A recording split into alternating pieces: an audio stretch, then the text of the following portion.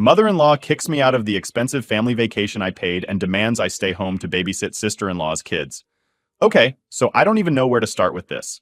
Like, I've been married to Mike for about 2 years now, and let me tell you, he's awesome.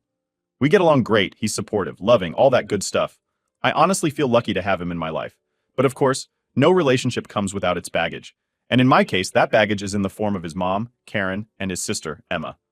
Now don't get me wrong, I didn't go into this marriage thinking it would all be sunshine and rainbows with the in-laws. I mean, I expected some awkwardness, right? I knew Karen and Emma might take a little time to warm up to me, but the level of outright disrespect? Yeah, I wasn't ready for that. So let's rewind a bit. When Mike and I first started dating, everything was great. We had that honeymoon phase where everything just felt perfect. It wasn't until I met his family that things got a little weird. I remember the first time I met Karen, Mike's mom. We were at this casual family dinner, and I was nervous as hell. I mean, who wouldn't be? Meeting the mom is a big deal. Anyway, we get there, and from the second I walk in, it's like I could feel her sizing me up. She didn't even try to hide it. She gave me one of those forced smiles that didn't reach her eyes, you know? And then, the whole time, she was just distant, cold. Like, she'd ask me questions, but not in a getting to know you kind of way. More like she was just going through the motions. I remember telling Mike about it afterward, and he was like, "Oh, don't worry, she's just like that with everyone." And okay, maybe I gave her the benefit of the doubt at first, but then every time we saw her after that, it was the same thing. She'd barely talk to me, and when she did, it was always some backhanded compliment or just straight up dismissive. Like, when she found out I run a daycare business, she said, "Oh, so you're basically just a babysitter?" with this smug look on her face. Look, I'm proud of what I do. I worked my ass off to build my daycare business from the ground up, and I make good money doing it. But to Karen, I guess I was just some nanny who wasn't good enough for her precious son. It didn't matter that Mike was happy or that I was taking care of him. No, all she saw was someone who didn't fit her idea of what his wife should be. And then there's Emma, his sister. Oh man, Emma's something else. She's got this whole "I'm better than you" vibe that's hard to ignore. The first time I met her, she didn't even bother to hide her disdain. She straight up looked me up and down like I was trash. And the worst part? She didn't even try to hide it from Mike. She'd make little digs at me in front of him like, "Oh, you're still doing that daycare thing? When are you gonna get a real job?" Real job? I own a freaking business. But in her mind, if you're not sitting in some office in a suit, it doesn't count. It's like she thought I was some gold digger, even though I was the one making more money than Mike at the time. I didn't say anything though, because I didn't want to start drama. But it stung. I think what really got to me was how they acted like I didn't deserve to be part of their family. Like, they'd have these family gatherings, and I'd always feel like the outsider. They'd all be talking and laughing, and I'd just be sitting there trying to join in. But it was like they didn't even see me. Karen would talk about all these fancy things she wanted for Mike, and how she hoped he'd settle down with someone who can really support him. I'm sitting right there, lady. I am that someone. But no, according to her, I wasn't good enough. I remember one time we were at this family party, and Karen had one too many glasses of wine. She started going on about how she didn't understand why Mike married so quickly, and how it's so important to find someone who matches your potential. I was literally sitting next to Mike, trying not to let my blood boil. But Mike? He didn't say a word. I could see the tension in his face, but he just let it slide. That's kind of been the theme of our marriage so far. Mike loves me, and I know he does, but when it comes to his family, he's always trying to keep the peace. I get it, I really do. No one wants to be stuck in the middle of family drama, but sometimes I wish he'd stand up to them more, you know? Like, tell his mom and sister to back off. It's not like I haven't tried to fix things with them either. I've bent over backward to be nice. When Emma was going through her divorce, I was the one who offered to help. I took her and her kids in for a few weeks, helped her get back on her feet, even took her kids to school so she could get some sleep. And you'd think that would have at least earned me a little bit of respect, right? Nope. The second she got her life back together, it was back to the same crap. Like none of it even mattered. And Karen? Well, she wasn't any better. I've tried so hard to get on her good side. I've helped Mike send her money when she was going through some tough financial times, helped out with family events, you name it. But it's like nothing I do is ever enough for her. She just sees me as this outsider, like I'm not part of their family. It all came to a head last year when we went to a family wedding. Everything was going fine until Emma started bad-mouthing me to a few of the other guests. I don't know what she said exactly, but Mike overheard and he lost it. He pulled her aside and told her off, right in front of everyone. I tried to calm him down, but in the process I accidentally bumped into Karen, and she spilled her drink all over her fancy dress. You'd think I ran over her dog with the way she reacted. She made this huge scene about how expensive her dress was and how clumsy I must be in my daily life. I felt like the whole room was staring at me, and all I wanted to do was disappear. Mike and I left the party early, and ever since then, things have been even more tense between us and his family. I haven't heard much from Karen or Emma since that wedding, and honestly, I'm kind of okay with that. But it's hard, you know? I love Mike, but his family makes me feel like I'm constantly on trial. And no matter what I do, I can't seem to win them over. But hey, maybe things will change, right? Maybe this vacation I'm planning for all of us will be the thing that finally brings us together. Or maybe it'll just be another disaster. I guess we'll find out soon enough. All right, so here's where things really start to get interesting. After all the crap I've been dealing with from Karen and Emma, I figured I'd try one last time to, I don't know, bring us all closer together. Maybe I'm a sucker for punishment, but I had this idea that a nice family vacation might be the thing to help us get along. Like we could all just relax, spend time together, and hopefully get rid of this awkward tension that's been hanging over us since, well, forever. So a few months before my birthday, I started planning this whole thing. I figured it would be the perfect opportunity, right? My birthday was coming up and I could take some time off work, so why not? I was thinking about going all out for it. Like booking this fancy resort for the whole family, making it a big, fun trip. I'm talking all expenses paid, top-notch stuff. I've been working my ass off with my business and I can afford to treat myself a little. Plus, I thought it'd be nice to show Karen and Emma that, hey, I'm not just some nanny. I'm successful. I can do this kind of stuff. Mike loved the idea. He was all for it, probably because he knew how stressed I'd been with his family and thought a vacation would help me unwind. We sat down one night after dinner and started going through options. You know, looking at different resorts, checking out activities, all that. I wanted to pick a place that would make everyone happy, which, now that I think about it, was a mistake in itself because, spoiler alert, there's no pleasing Karen and Emma. Anyway, after we did some research, we found this amazing place. It had everything: beachfront views, fancy restaurants, pools, spas, you name it. I was super excited. I thought, this is it.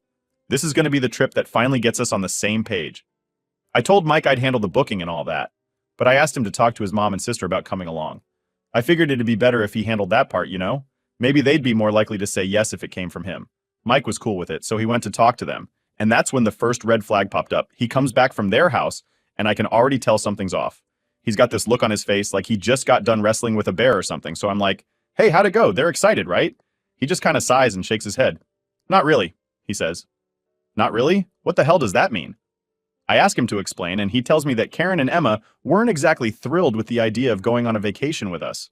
Apparently, they'd both been to the resort I picked at some point last year and weren't interested in going again. They didn't even care that I was offering to pay for everything. Karen actually said, and I'm quoting Mike here, "I've already been there. What's the point of going back?" The point, Karen, is to spend time with your freaking family. But of course, she doesn't see it that way. Emma, on the other hand, wasn't even that polite about it. She straight up called me after Mike left their house and told me she didn't want to be involved in any of my tacky plans. Tacky. Can you believe that? Here I am, planning this awesome trip, spending my hard-earned money to treat these people, and she calls it tacky. I'm not gonna lie. That one stung. I hung up the phone feeling like absolute crap. I mean, what's the point of trying so hard if they're just gonna keep throwing it back in my face? I was ready to cancel the whole thing right then and there. But Mike, bless his heart, talked me down. He reminded me that this wasn't about them. It was about us. We deserved a vacation, and if they didn't want to come, then screw them. But of course, it's never that simple, right? A couple of days later, Emma calls me again, and this time, she's got a whole new set of demands. She tells me that she'll consider coming on the trip, but only if I agree to watch her kids while we're there. Now, don't get me wrong. I love her kids. They're sweethearts, and I don't mind helping out. But the way she asked me, it wasn't a request. It was like she was expecting me to do it, like it was my job. And it wasn't just for a few hours here and there. No, she wanted me to be the full-time babysitter so she could relax. At first, I thought maybe she was joking, but nope, she was dead serious. I tried to push back a little, like, hey, I'm on vacation too, you know? Maybe we can work something out where we all take turns or something. But Emma wasn't having it. She basically said if I didn't agree to watch her kids, she wasn't coming. So there I am, stuck between wanting to have this nice family trip and not wanting to be a doormat. I didn't know what to do. I vented to Mike about it, and he was pissed. He said it wasn't fair for Emma to treat me like that, and he was right. But part of me still wanted to make it work. I guess I was hoping that if I just sucked it up and played nice, maybe things would get better. I told Mike I'd talk to Emma again, see if we could come to some kind of compromise. But when I called her back, it was clear she had no intention of budging. She straight up told me that she didn't want to bring her kids along at all. She just wanted me to stay back and watch them while she went on vacation. Like, she thought I was going to sit at home and babysit while she enjoyed the trip that I was paying for. I was floored. I didn't even know what to say. I tried to explain that I wanted her kids to be part of the vacation too, that it would be fun for all of us. But she wasn't having it. She said she had no interest in dragging them along, and that I needed to understand my role in the family. Understand my role? What does that even mean? At this point, I was done. I told her that if she wasn't willing to be reasonable, then maybe she should just stay home. I was tired of bending over backward for people who clearly didn't give a damn about me. After that, I hung up the phone and went to talk to Mike. He was just as frustrated as I was, and we agreed that it was probably best to just move forward with the trip, whether they came or not. But deep down, I was still holding out hope. Hope that maybe, just maybe, they'd come around. That maybe Karen and Emma would realize how much I was trying, and we could have this nice family vacation after all. I guess I'm a bit of an optimist that way. But looking back now, I should have known better. Okay, so here's where things get even more ridiculous. After all that drama with Emma basically trying to turn me into her personal babysitter for the trip, I thought things couldn't get worse. But boy, was I wrong. So fast forward a bit. I'm still going through with the vacation, but I haven't really heard much from Karen or Emma since that last conversation. It was radio silence, and honestly, I was relieved. I needed the break. But just when I thought I could breathe easy, guess who pops back up? Yep, Emma. Out of nowhere, I get this text from her. It's one of those, "Hey, hope you're doing well, by the way," kind of messages. You know, the kind that immediately sets off alarm bells because it's so obvious that they're about to ask for something. So I open it, and sure enough, she's like, "Just wanted to check if you can watch the kids for a few hours tonight. I have some things I need to take care of." I sit there staring at my phone. Like, seriously? After everything that happened with this vacation plan, she's really coming at me with this? At first I wanted to ignore it, but I figured it'd just make things worse later. So I replied, "Sure, I guess. But what time are you thinking?" Trying to be civil, you know? Even though I knew this was going to be a whole thing. Emma replies back right away, saying she'll drop the kids off around 6. No explanation, no apology. Just like it was completely normal to drop everything on me. And I'm like, okay, whatever, it's just for a few hours, right? Wrong. 6 p.m. rolls around and Emma shows up at my door with her kids. But here's the kicker. She doesn't just drop them off and leave. Nope, she's standing there with this weird look on her face, like she's about to drop some kind of bomb on me. Not literally, because I know I can't use that word, LOL. I'm trying to play it cool, so I ask, "Everything okay?" And then she says, "Oh, by the way, I might not be back until tomorrow." Wait, what? I'm just standing there like an idiot, processing what she just said. Tomorrow? She didn't mention anything about an overnight stay. I wasn't prepared for that. I mean, I love her kids, but I didn't sign up to be their full-time babysitter, especially after all the crap she's pulled. So I tell her, "Emma, I thought you said a few hours." She kind of shrugs and goes, "Yeah, I've got some personal stuff to handle, and it might take longer than I thought. Thanks again, I really appreciate it." And before I can even say anything else, she's out the door, leaving me with 2 kids and no clue what to do. At this point, I'm fuming. Like, the audacity of this woman, right? But the kids are here now, and it's not their fault, so I try to make the best of it. I text Mike to let him know what's going on, and of course he's pissed too. He's like, "I'll talk to her later. Just focus on the kids for now."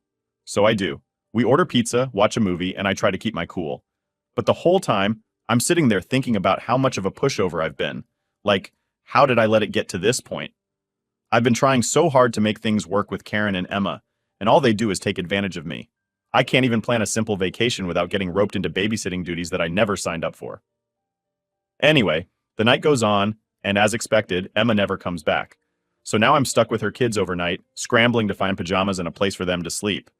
I don't even have half the stuff they need because, surprise, Emma didn't bring anything with her. No clothes, no toothbrushes, nothing. It's like she just assumed I'd handle everything. Typical. The next morning, I wake up exhausted.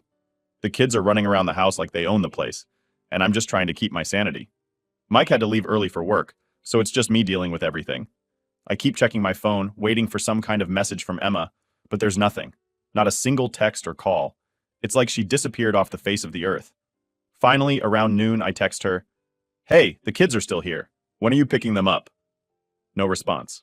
By 3 p.m., I'm losing it. I text her again, more forcefully this time. "Emma, I need to know when you're coming to get the kids. This wasn't part of the plan. Still no reply. At this point, I'm seriously considering driving over to her place and just dropping the kids off on her doorstep. But Mike convinces me to give it a little more time. She'll show up eventually, he says. She always does. Well, he was right, but not in the way I expected. Around 6 p.m., a full 24 hours after she first dropped off the kids, Emma finally shows up. She walks in like nothing's wrong, all casual and calm, like she didn't just leave her kids with me for a full day without any warning.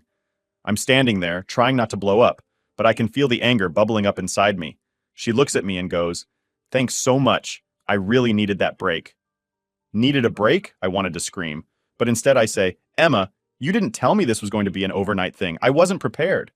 And do you know what she says? She just shrugs again and goes, "Oh, I thought I mentioned it. My bad." Your bad? That's it? I couldn't even believe what I was hearing. It was like she didn't care at all about how much she was inconveniencing me. I mean, who does that? Who just dumps their kids on someone without even a heads up? Mike gets home not long after, and he can tell right away that I'm on the edge. He pulls me aside and asks what happened, so I fill him in on everything. And bless him, he's ready to go off on Emma, but I stop him. I tell him it's not worth it. She clearly doesn't care, and I'm tired of fighting a losing battle. That night, after everything had settled down and Emma finally left with her kids, I lay in bed thinking about the whole situation. I realized something important. I've been way too nice. I've let Karen and Emma walk all over me for too long, and it was time to put a stop to it. I couldn't keep bending over backward for people who clearly didn't respect me.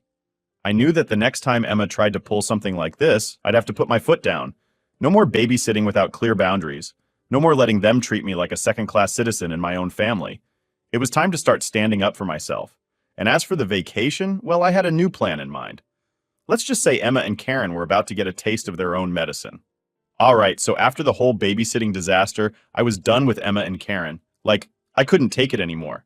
The constant disrespect, the way they used me whenever it suited them, it was like I was nothing more than a convenience in their eyes. And the worst part? They didn't even bother pretending to care. I knew I had to do something. I couldn't just keep letting them walk all over me. But I wasn't exactly sure what the something was yet. I mean, how do you even deal with people like that? Part of me wanted to confront them, just let it all out.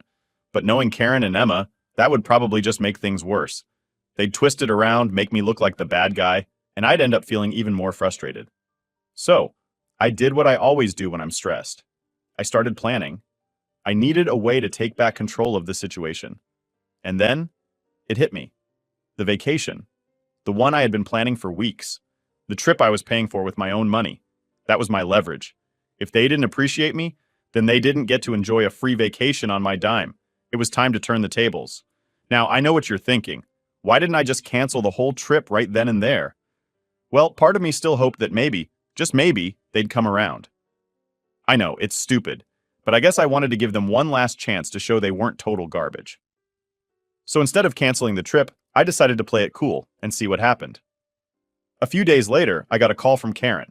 I almost didn't answer, but curiosity got the better of me. She rarely called unless she needed something, so I figured there had to be a reason. Sure enough, as soon as I picked up, she was all business. "Hey, I just wanted to check when we're supposed to leave for the vacation," she said, like nothing had happened. No mention of the babysitting fiasco, no apology, just straight to the point, like everything was fine. I couldn't help but smirk to myself. They really thought they were just going to waltz onto this trip like nothing had happened. Typical. "Yeah, about that," I said, trying to keep my tone neutral. "I was actually thinking of making some changes to the plan." There was a pause on the other end of the line. I could almost hear Karen's confusion. "What kind of changes?" she asked, her voice a little sharper now. "Well," I said, "since I'm paying for everything, I figured I'd decide who's going. And, after everything that's happened lately, I'm not sure you and Emma really deserve to come." Boom. I dropped that right in her lap. And let me tell you, the silence on the other end was golden. For a second, I thought she'd hung up, but then she came back with, "What do you mean by that?" I leaned into it. "I mean, I've been bending over backward to try and get along with you and Emma, and all I've gotten in return is disrespect. Emma treats me like a free babysitter, and you act like I'm not good enough for Mike. So yeah, I'm rethinking the whole vacation thing. Now, I expected her to blow up. I thought she'd start yelling or getting defensive. But instead, Karen went full Karen mode, and her voice got all cold and calculated. "Well, if that's how you feel, then maybe it's best if we don't go. But you should know that Mike's family won't be happy if you exclude us. There it was. The guilt trip. I saw it coming from a mile away, but it still hit me like a ton of bricks. She was basically threatening me with the whole family. Like they'd all turn against me if I dared to stand up for myself. But this time, I wasn't backing down. That's fine, I said. If they have a problem with me, they can take it up with Mike. But I'm done letting you and Emma take advantage of me. If you want to go on vacation, you can pay for your own. I think that's when it really sunk in for Karen that I wasn't playing around anymore. She tried to backtrack, saying something about how she didn't mean to make me feel that way, and that she hoped we could work things out. But I wasn't buying it. I'd heard it all before, and I knew she was just trying to save face. So I ended the call by telling her that I'd let her know if anything changed, but for now, they weren't coming. And then I hung up. After that conversation, I felt a weird mix of emotions. On one hand, I was proud of myself for finally standing up to Karen, but on the other hand, I was nervous about the fallout. I mean, I didn't want to cause a huge rift between Mike and his family, but at the same time, I couldn't keep living like this, constantly tiptoeing around Karen and Emma's feelings while they stomped all over mine. When Mike got home that night, I told him everything. I was half expecting him to be upset or disappointed, but to my surprise, he wasn't. In fact, he seemed relieved. Honestly, he said, I've been wanting to say something to them for a while now, but I didn't know how. I'm glad you stood up for yourself. That was the moment I realized I wasn't alone in this. Mike had my back, and together, we were going to handle whatever came next. The next day, I started getting texts from Emma. They were mostly guilt-trippy, passive-aggressive nonsense, like, I guess we're not family anymore, and I hope you're happy ruining our vacation. I ignored all of them. I wasn't going to let her manipulate me anymore. I knew what I had to do, and I wasn't backing down. Then, Karen sent one last message. It was short and sweet. We'll be at the airport on the day of the trip. I hope you change your mind. The audacity. At that point, I knew exactly what I was going to do. They thought they could bully me into changing my mind, but they had no idea what was coming. I wasn't just going to cancel their tickets. I was going to make sure they showed up at the airport, ready for the trip of a lifetime, only to find out they weren't going anywhere. It was petty, I'll admit that.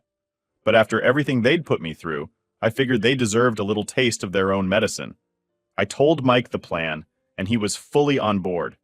He even helped me make sure everything was set up perfectly. We'd let them think they were going on this amazing vacation, let them pack their bags and show up at the airport, only to find out they were never even on the list. The day of reckoning was coming, and I couldn't wait to see the look on their faces. All right, so here we are, the day of the trip, the day I'd been planning and waiting for. I was ready for whatever drama Karen and Emma were going to bring, and I had no doubts it was going to be epic. Mike and I woke up early, packed our bags, and made our way to the airport. I could feel that nervous excitement building up. You know, the kind you get when you're about to pull off a prank or something? I was trying to keep my cool, but inside I was practically buzzing with anticipation. We got to the airport a little earlier than we needed to, just to make sure everything was in place. I had everything ready, our tickets, the hotel confirmation, and most importantly, the knowledge that Karen and Emma weren't on the guest list for this trip. I'd already canceled their flights, and Mike and I were all set to leave without them. But here's the fun part. They had no idea. I checked my phone, and sure enough, there was a text from Karen. On our way to the airport, can't wait, it read. I could almost hear the smugness in her tone, like she thought everything was fine, like she was still in control. But little did she know, that was about to change. About an hour later, Mike and I are chilling at the airport, sipping coffee, when I see them. Karen and Emma, strutting in with their luggage like they owned the place. Karen had this huge smile on her face, probably imagining the luxurious vacation she thought was just a plane ride away. Emma, of course, looked bored, like she was doing me a favor by even showing up. They spotted us pretty quickly and made their way over. I could tell from the look on Mike's face that he was already bracing for impact. Karen waved at us with that fake enthusiastic energy she always put on, like she was so excited to see us. Emma was trailing behind, scrolling on her phone, completely uninterested in everything. Hey, there you guys are, Karen said, way too cheerful for what was about to go down. Are you ready for this trip or what? I just smiled and nodded. Yeah, we're ready, I said, trying to keep it together. Mike shot me a glance like, this is going to be good, and I nodded back. Did you guys already check in? Karen asked, looking around like she was expecting some grand welcome. Oh, we're all set, I said. You guys should go ahead and check in, though. Karen looked a little confused. Aren't we all checking in together? I shrugged. Nah, we did ours earlier. You'll have to get your tickets at the counter. And that's when it started. Karen's smile faltered just a bit, but she didn't say anything. She and Emma dragged their bags to the check-in counter, and Mike and I hung back, pretending to be distracted by our phones. I was keeping one eye on them the whole time, though. I saw Karen step up to the desk, hand over her ID, and start talking to the airline worker. It didn't take long for the confusion to set in. I couldn't hear exactly what was being said, but I could see Karen's expression slowly change from that fake cheerful grin to full-on panic mode. Her hands started waving around, and she kept pointing at the computer like there must have been some mistake. Emma, meanwhile, was still on her phone, oblivious to everything happening. Mike leaned over and whispered, "Think they figured it out yet?" I chuckled. "Oh, they're figuring it out." A few minutes later, Karen stormed back over to us, her face red with frustration. Emma was finally paying attention now, trailing behind her with a scowl on her face. "What the hell is going on?" Karen snapped, her voice louder than it needed to be. "They're saying we're not on the flight. There must be some kind of mistake." This was it, the moment I'd been waiting for. I stood up, looking Karen dead in the eye, and said, "No mistake, you're not on the flight." For a second, it was like she didn't understand what I'd just said. She blinked, and her face twisted into this weird mix of confusion and anger. "What do you mean we're not on the flight? We're supposed to be going with you." I shrugged, trying to act casual even though I was loving every second of this. "Yeah, about that. I decided it'd be better if Mike and I just went alone. You know, after everything that's happened, I figured you guys didn't really want to come." Emma, who had been quiet this whole time, finally chimed in. "Wait, what? You're ditching us?" I nodded. "Pretty much." Karen looked like she was about to explode. "You can't just do that," she sputtered. "We're family! You can't just leave us behind." And that's when I laid it all out. I told her about how fed up I was with the way they treated me, how I was tired of being their doormat, and how this was my trip, and I didn't owe them anything. I didn't raise my voice, didn't lose my cool. I just calmly explained that I was done letting them take advantage of me. Karen kept trying to interrupt, throwing in things like, "But we're family," and "How could you do this to us?" But I didn't back down. I'd rehearsed this moment in my head 100 times, and I wasn't about to let her guilt trip me into changing my mind. By the time I was finished, Karen was staring at me like I'd just slapped her. Emma, for once in her life, was speechless. She just stood there, arms crossed, glaring at me like she couldn't believe what was happening. "So yeah," I said, wrapping it up. "Mike and I are going on vacation, and you guys aren't. Simple as that." Karen looked like she was about to cry, which was honestly a little satisfying to see. This is so unfair," she muttered. "After everything we've done for you?" I almost laughed at that. Everything they've done for me? Please. But instead I just smiled and said, "You'll be fine. Maybe next time you'll think twice about how you treat people." With that, Mike and I grabbed our bags and headed toward the gate. I didn't bother looking back, but I could hear Karen still ranting to Emma about how unbelievable this all was. I'm sure they'll spend the next few months telling everyone how awful I am, but honestly, I don't care. I felt free, like a weight had been lifted off my shoulders. As Mike and I boarded the plane, he gave me this big, goofy grin. "You handled that perfectly," he said, leaning in to give me a kiss. "Thanks," I said, grinning back. I think I've finally had enough of their crap. And that's how we left Karen and Emma at the airport, ready to enjoy our vacation without them. It wasn't just about the trip, though. It was about finally standing up for myself and taking control of my life. And honestly, it felt really good.